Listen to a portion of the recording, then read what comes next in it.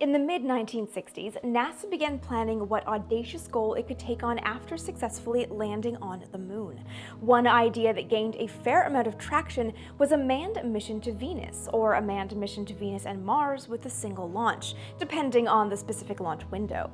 It sounds like science fiction, but studies showed it was perfectly viable as a next step for the space agency.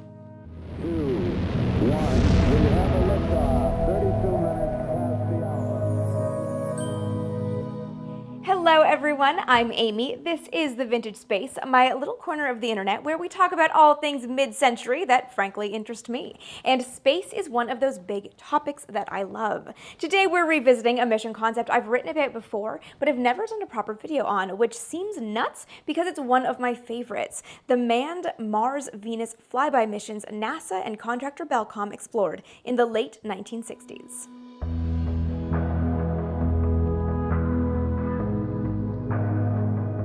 Before we get into the specifics of these mission proposals, we need to look at the post-Apollo era more broadly, as it was shaping up in the mid-1960s with the Apollo Applications Program, or AAP.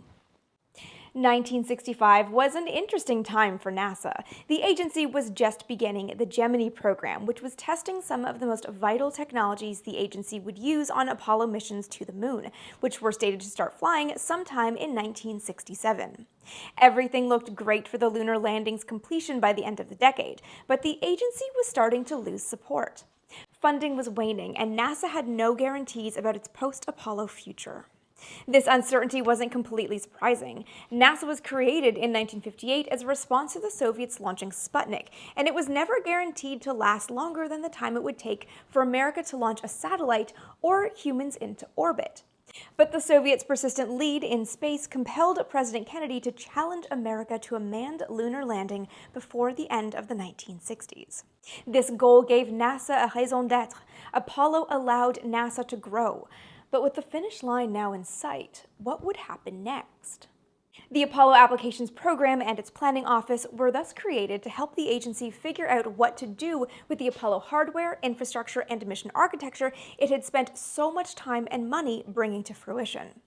There were a few logical next steps for Apollo applications, namely two that had been favorites of spaceflight pioneers going back to the 1940s, an Earth-orbiting space station from which the agency could launch deep space missions, and a human mission to one or both of our neighboring planets, Mars and Venus. Contrary to Apollo, which was an engineering challenge dictated by politics, I have a whole video about it right up here. The driving factor behind Apollo applications was science.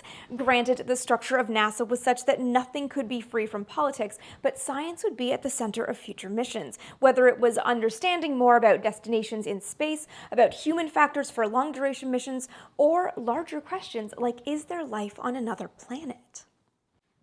An abstract goal, however, wasn't enough. If NASA wanted to secure funding to continue building Saturn V rockets and Apollo hardware, which it did, it would need a firm mission that could use that infrastructure. For some options on that mission plan, the agency turned to Belcom, a division of AT&T established in 1962 to support the space agency by evaluating theoretical missions and running studies. Belcom, in turn, focused on Venus and Mars.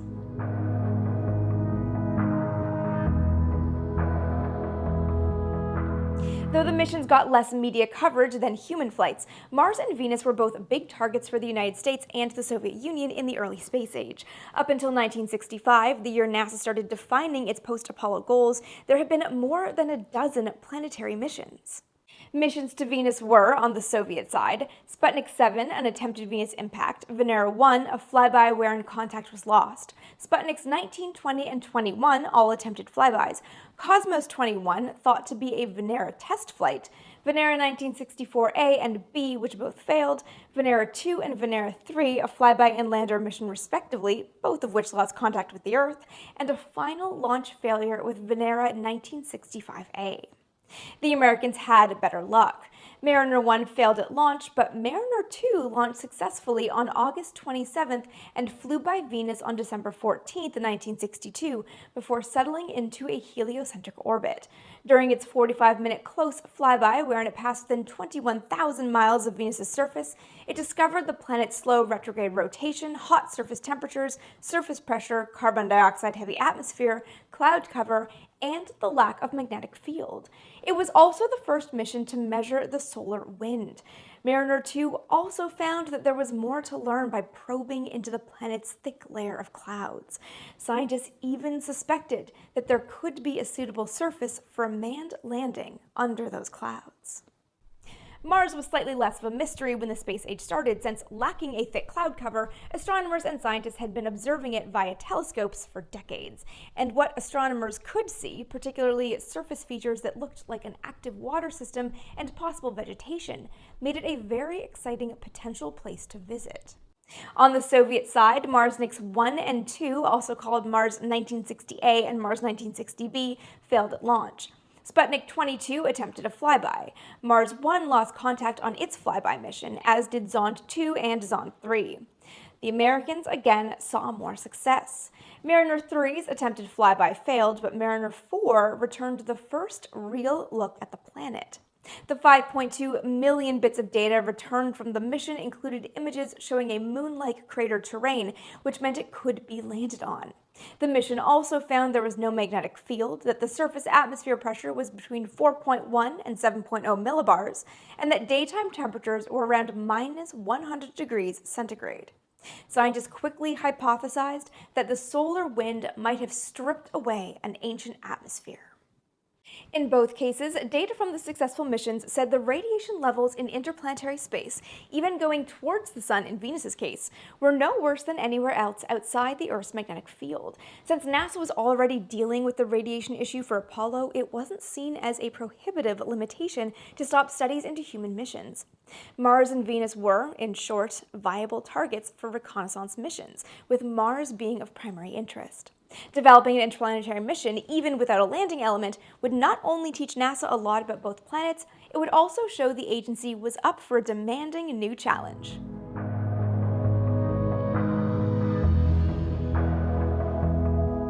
Before we look at how humans could visit these planets, we need to step back for a quick look at how the Apollo missions worked, and specifically, what technologies the Apollo Applications Program was looking to reuse. The Saturn-Apollo stack wasn't exactly a multi-mission or multi-destination design. It was built specifically for Apollo, dictated primarily by the program's tight timeframe. The lunar mission was barely a glimmer in mission planners' eyes when, in May of 1961, and with one 15-minute suborbital mission in NASA's success log, President Kennedy challenged the country to a manned lunar landing by the end of the decade. I have a whole video right here about the lunar landing mission decision and how that timeframe was set. To fulfill the president's goal, engineers decided in 1962 that instead of landing a large return vehicle on the surface, it would be simpler to land on the moon with a small dedicated lander. The heaviest part of the stack, the command service module with all the bulk of the mission's fuel and life support systems, would stay in lunar orbit. This lowered the mission's overall launch mass, making it feasible to mount a lunar landing flight on a single Saturn V rocket. So the hardware Apollo Applications engineers had at their disposal was custom built for the lunar mission. The lunar module couldn't land anywhere else. It was designed to land without an appreciable atmosphere in 1/6 Earth's gravity. The command service module could be modified for other goals too, but it was built to support a 2-week mission, since that's the average length to get to the moon and back. But if the mission didn't need the lunar module, taking that spacecraft away opened the possibility for a new module that could support a longer flight, potentially a flight long enough to get to Mars or Venus. Between Mars and Venus as possible destinations, there was a stronger case for Mars. What little in situ data NASA had said it was moon-like in terrain and far more manageable for a potential landing. The challenge was getting there. The biggest stopping block for a Mars mission was the mass for initial Earth orbit, or MEO, which is just the mass of the spacecraft and rocket that need to leave the Earth to start the mission. The exact mass varies depending on the relative positions of Earth and Mars when the mission starts, with the least massive launch vehicle needed for a mission to Mars when that planet was at perihelion, or its closest point to the Sun. But a mission would have an easier time getting to Mars if it actually went to Venus first.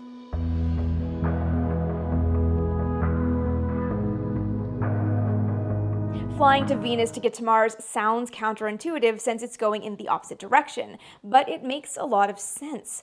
Think of our solar system as a gravity well, the sun pulling everything towards it, but the planets moving fast enough to be in a state of continual freefall. It's not quite the same, but you can think about it like water flowing around and towards a drain, the drain being the sun. A spacecraft launching towards Mars needs a lot of delta V or velocity to fight against that gravity well, and a lot less delta V to go towards it. Going back to our imperfect drain analogy, going towards Venus, you're going with the water, and going to Mars, you're fighting against it.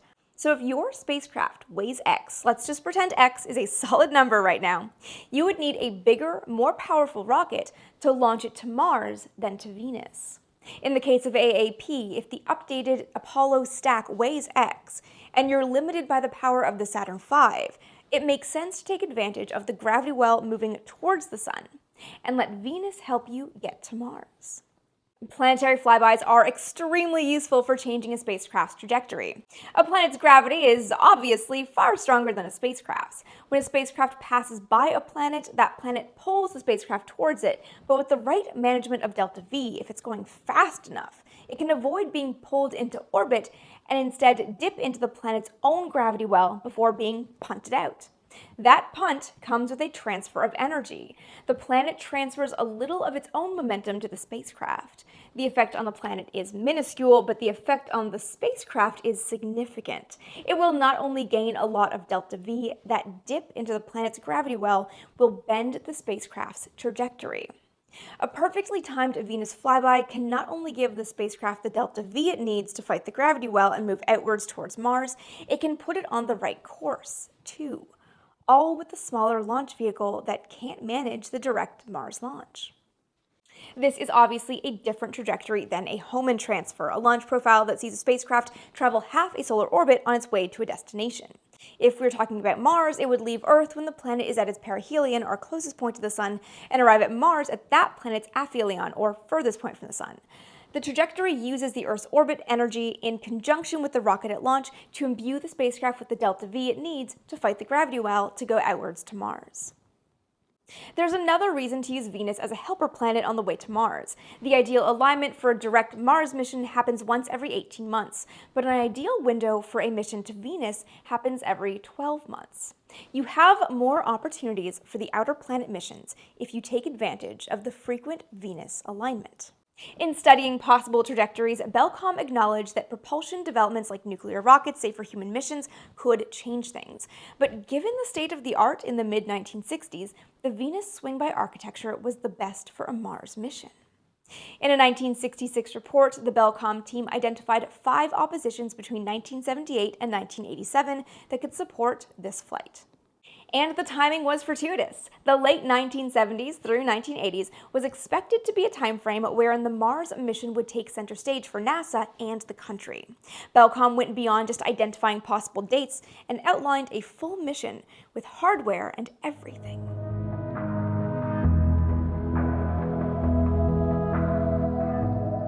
A 1967 Belcom report went into detail on a 3-man Venus flyby launched in November of 1973. The whole month was the launch window for this study. This study aimed to show early capability for manned interplanetary flight and the ability to obtain scientific data beyond the moon. Similar to Apollo, the mission was broken into phases: launch, Earth parking orbit, Venus injection, outbound leg, Venus encounter, inbound leg, and Earth return. So let's take a look at that mission by breaking down the spacecraft stack as envisioned by Belcom.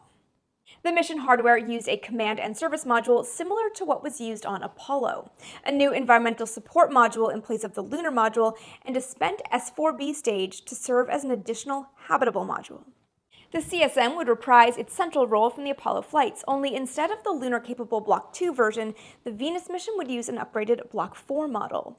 It would be the main part of the spacecraft responsible for guidance, communications, reaction controls, Earth landing with the crew at the end of the mission, and electrical power for the launch and landing phases. It would also have power and provisions to support a post-Venus injection abort. This spacecraft would also be the main propulsion center for the flight. It would power the Venus injection burn that would send the whole spacecraft to Venus, as well as transposition and docking, recovering the spacecraft elements from their stored launch configuration, attitude control during course correction burns, and the abort burn should one be needed. Keeping all of the main propulsion to this spacecraft was a way to minimize the stack's overall cost. The mission only needed one big propulsion source and the associated fuel stores. But in place of the single service propulsion system engine that would power Apollo missions, the Venus iteration would use two lunar module descent engines. Their total mass was about the same as the SPS engine, but having two brought a measure of redundancy and therefore reliability. One of the CSM's most vital jobs was communications, maintaining a strong and constant link with Earth. Though there would be space for the crew to return as much as 100 pounds of data in the form of tapes, exposed films, or other physical means, there was expected to be so much more gathered on the flight. The CM would constantly transmit data back to Earth via the same unified S-band communications Apollo would use going to the moon, supported by the worldwide tracking network to ensure there was never a break in contact. The radio signal was expected to be strong enough to support TV broadcasts from interplanetary space, too. The command module's other big job of guidance and navigation was again functionally similar to Apollo. I have a video on how Apollo's navigation works right up here, but in short, the mission was planned such that the computer could check the spacecraft's position against known stars and other targets periodically, backed up with an astronaut sighting with a sextant. The same would be done to Venus, with the software program updated to reflect the different destination. Control, which includes attitude stabilization in flight, was a little harder, since spinning the whole spacecraft might interrupt communications or sighting during experiments. Belcom thus recommended a momentum exchange system like reaction wheels or gyros for control. Though it played a key role throughout the flight, the command module wouldn't be the crew's main living or working space. Here is where the new modules come into play. The environmental support module launched in place of the lunar module and provided the crew with long-duration life support, served as the main environmental control system in flight, and housed the bulk of the onboard experiments. It could do so much because it was large, about 660 cubic feet compared to less than 300 for the Apollo command module. Though important, the ESM would be fairly Spartan in terms of crew comforts, since it was about experiments and resource management. There would be plenty of room for one of the astronauts to monitor all systems from a central chair. One of the astronauts could sit at the experiment bay. The third man could either be sleeping, preparing food, or engaging in personal hygiene. The ESM was also crucial in emergency situations. The bed in this module could double as a medical cot where a sick man could be under constant observation. It was also the module that would serve as a radiation shelter in the event of a solar flare. More on that in just a couple minutes. The final module was a disused S4B. This would be turned into a larger living space from which the crew could also monitor experiments and gain electrical power from externally mounted solar panels that would supplement the fuel cells and a possible nuclear power source. When it came time for Earth re-entry, the command module would be the only part of the spacecraft to return safely, bringing the crew with it. The re-entry would be fast, about 45,000 feet per second. For reference, Apollo missions were expected to re-enter at around 36,000 feet per second. But all studies said the spacecraft was capable of protecting the crew with this higher speed. All it needed was an additional 430 pounds of ablative material on the heat shield.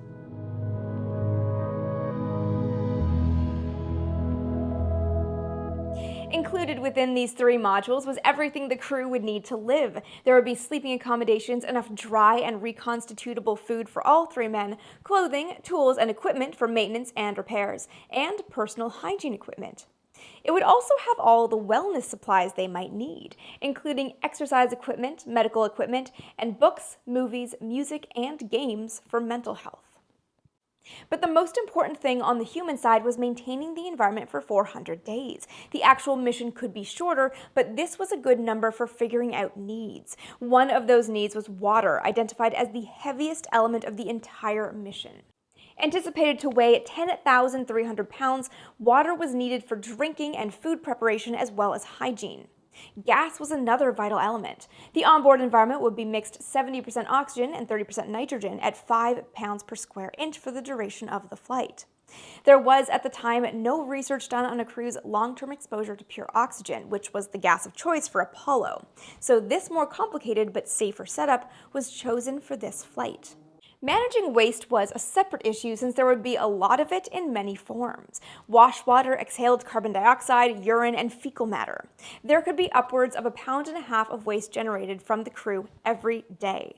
Wash water reclamation through filtration and germicide treatment was the easiest way to manage waste. Capturing exhalation and perspiration could also be recovered through condensation.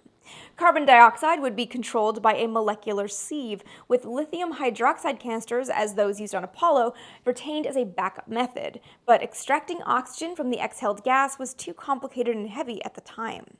There was no provision for growing food on board, so no way to use feces as fertilizer. It would be germicidally processed, dried, and stored. The resulting gases vented out into space. There would be no artificial gravity on the mission. Research at the time said the crew would be fine without spinning the spacecraft to create a gravity environment so long as they exercised regularly. There were similarly no plans for EVAs except for emergency repairs to the spacecraft. On this point, the proposal did address known hazards, namely radiation and meteorites. Radiation was, at a time before humans had spent more than 2 weeks in Earth orbit, not thought to be an issue. The consensus was that the basic spacecraft offered enough radiation shielding, especially if a mission launched at a period of minimal solar activity. The problem arose during a solar flare, something that would threaten the crew with a burst of radiation. To guard against this, the crew would use an onboard warning system of nuclear portable detectors and dosimeters, the same ones that were planned for use on Apollo. In the event of a flare, they could shelter in the ESM for a few days while the radiation dissipated. Debris and rocks posed a separate hazard, both erosion from small particles or punctures from larger ones. To keep mass low but the spacecraft protected, only the most critical systems would be heavily shielded with added aluminum shielding. The probability of collision with a large asteroid was thought to be so vanishingly small that there were no precautions taken against it.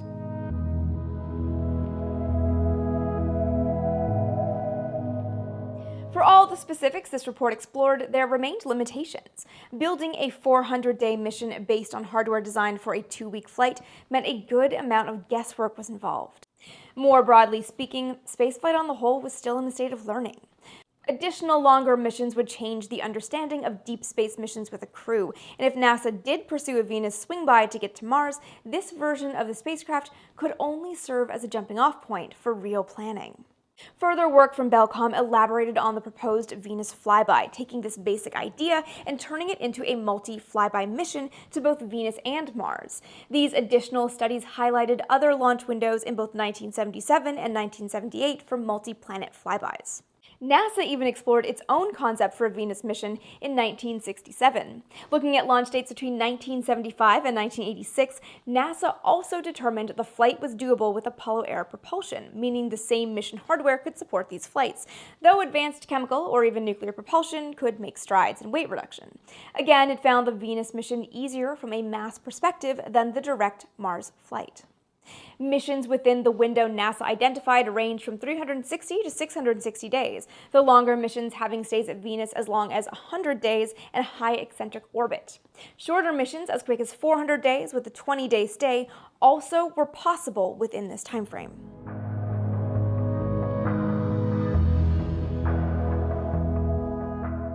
The Belcom studies were intended to show that such a mission was feasible, but as we know, no human missions were sent to other planets in the 1970s.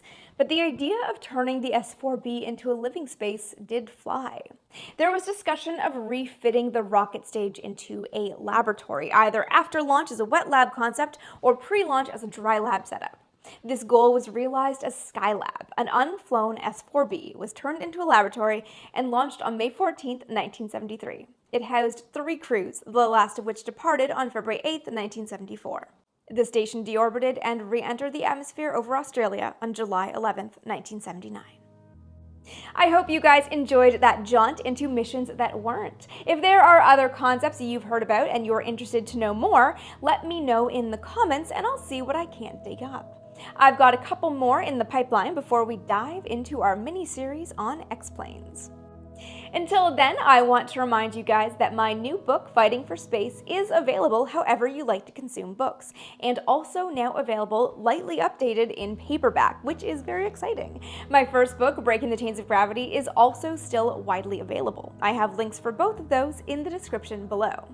A very special shout out to all of my Patreon supporters and YouTube members. You guys truly make these videos possible, so thank you so much for your ongoing support. I honestly could not do this without each and every one of you.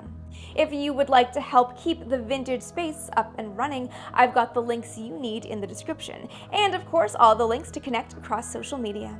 Thank you guys so much for spending some of your day with me today. I do appreciate it, and I hope to see you next time.